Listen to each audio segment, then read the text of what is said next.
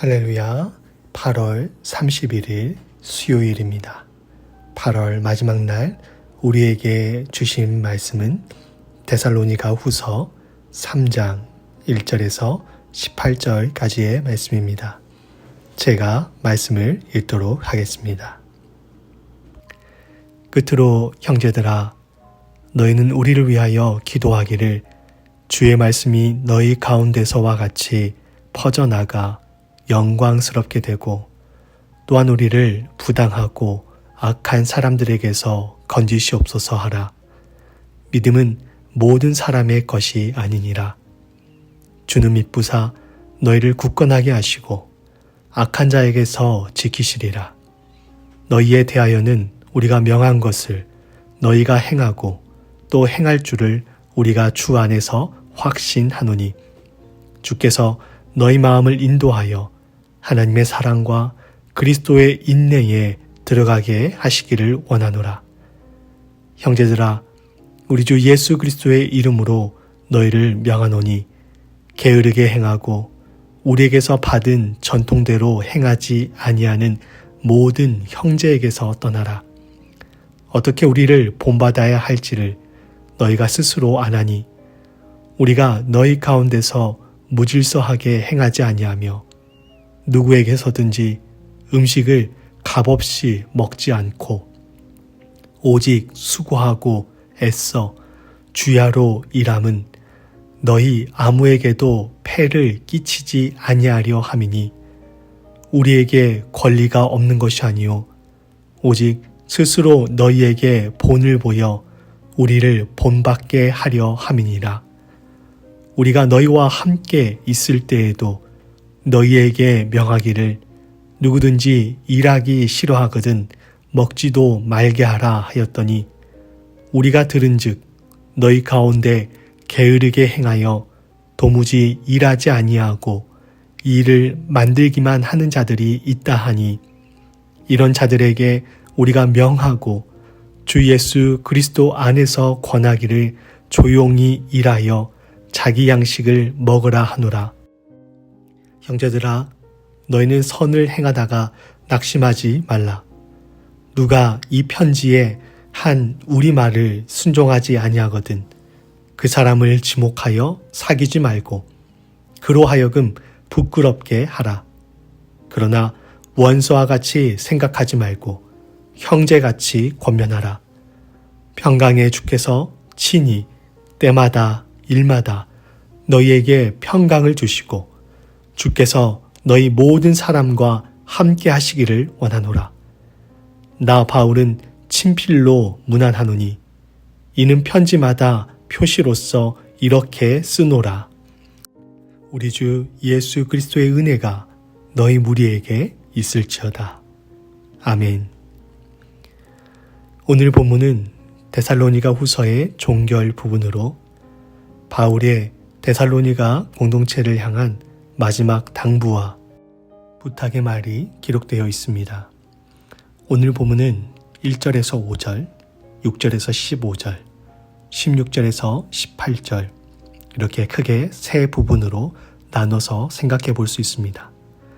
1절에서 5절에서는 데살로니가 공동체에 중보 기도를 부탁하는 내용을 다루고 있고 6절에서부터 15절까지에서는 게으름을 경계하라는 메시지를 전해주고 있으며 마지막 16절에서 18절까지에서는 데살로니가 공동체를 향한 축복의 말씀을 다루고 있습니다.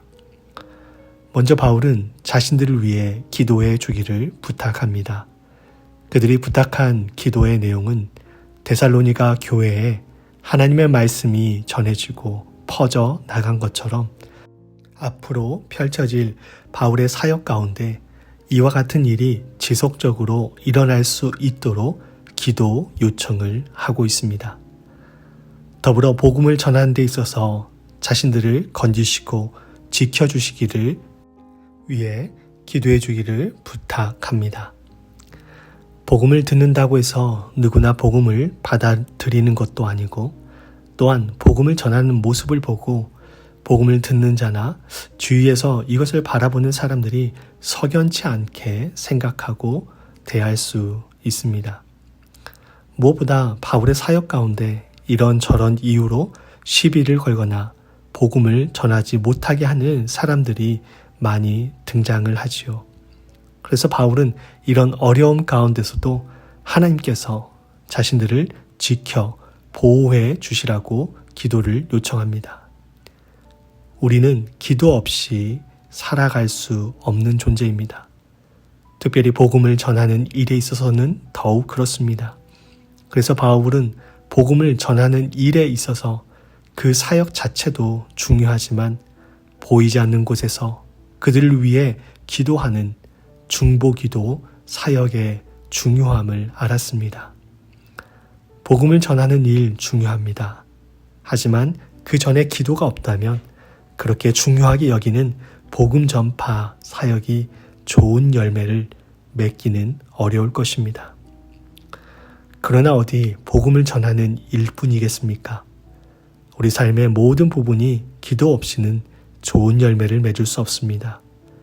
행여 좋은 열매를 맺은 것 같이 보일지라도 그것은 좋은 열매가 아닐 수가 있습니다. 아무리 머리를 굴리고 좋은 수를 내보려고 해도 기도 없이는 그 모든 것이 헛된 것이 될 뿐입니다. 저와 여러분의 삶에 기도가 기본이 될 수 있기를 바랍니다. 그렇기 때문에 우리는 우리를 위해서 기도해 줄 수 있는 기도의 동역자들을 많이 세우는 것이 중요합니다. 여러분 주위에 여러분을 위해서 기도해 줄 수 있는 기도의 동역자가 있으십니까? 바울이 데살로니가 교회에 편지 쓴 것처럼 여러분의 삶에 대한 고민을 털어놓고 이를 위해 기도해 달라고 부탁할 수 있는 사람이 있으십니까? 그리고 반대로 여러분에게 그렇게 기도를 부탁하는 사람이 있으십니까? 우리 공동체가 서로가 서로에게 든든한 기도의 동역자가 되어주면 좋겠습니다. 무슨 일을 진행하기에 앞서 내 생각과 머리를 쓰며 고민하기보다 하나님 앞에 기도하고 그런 자신을 위해서 함께 기도해 달라고 요청할 수 있는 그런 동역자들이 많이 생길 수 있기를, 그리고 나 역시 누군가에게 그러한 기도의 동역자로 세워줄 수 있기를 주님의 이름으로 축원드립니다. 바울이 이처럼 데살로니가 교회에 중보기도를 요청한 것은 다른 한편으로는 그만큼 데살로니가 교회를 신뢰하고 있다는 말입니다. 바울은 데살로니가 교회가 바울을 통해 전해들은 복음을 따라 살 것을 확신합니다. 그리고 그들의 믿음의 여정 가운데 하나님께서 그들의 마음을 인도하여 주시고 하나님의 사랑이 그들 가운데 가득하고 그리스도께서 인내하신 것처럼 그들 역시 인내의 삶을 살기를 바란다고 바울은 전하고 있습니다. 바울이 얼마나 데살로니가 교회를 신뢰하고 사랑하고 있는지를 확인할 수 있는 대목입니다. 이어서 바울은 6절 이하에서 게으름을 경계하라 말합니다. 아마 데살로니가 공동체 안에 이제 곧 주님이 오실 것이다 라는 신앙의 분위기가 조성되고 이로 인해서 정상적인 일을 하기보다는 어떤 부유한 후원자에게 최소한의 생계비만을 후원받고 사는 사람들이 있었던 것 같습니다. 그리고 결국 그들이 교회에 악영향을 끼친 것으로 보입니다. 이에 대해 바울은 이러한 모습은 옳지 않다 말합니다. 주님의 재림을 기다리며 복음을 전하고 있는 자신들도 누구에게서든지 음식을 값없이 먹지 않고 오직 수고하고 애써 주야로 일하면서 그 돈을 가지고 자비량으로 복음을 전하고 있다라고 말합니다. 바울은 그렇게 잘못된 재림의식을 가지고 살아가는 사람들을 교회 공동체가 경계하라고 말합니다. 동시에 선을 행하다가 낙심하지 말라고 권면하지요. 이 말은 주님의 재림이 가까웠다고 생각하며 일은 하지 않고 누군가의 도움을 받고 살아가는 사람들이 있는데 그들을 도운 사람들이 행여나 자신들의 그 선한 행동을 다른 사람들이 오용하는 것으로 인해서 실망하지 말라라고 권면하는 것입니다. 우리가 그리스도 안에서 합당한 삶을 살아가는 것 중요합니다. 빛과 소금으로 살아가는 것 중요합니다. 동시에 그러한 모습으로 살아갈 때 여전히 변하지 않는 세상, 여전히 변하지 않는 주변 사람이나 환경 등으로 인해서 실망하거나 절망할 필요가 없다라는 것입니다. 우리에게 주어진 역할은 실망과 절망하는 것이 아니라 때를 얻든지 못 얻든지 주님의 이름으로 선을 행하는 것에 있기 때문입니다. 마지막으로 바울은 16절 이하에서 그들을 축복합니다. 제가 어릴 적 다녔던 모 교회에서 어떤 목사님을 참 좋아했습니다. 그분은 저희 담당 부서 목사님이 아닌 다른 부서를 담당하는 목사님이셨습니다.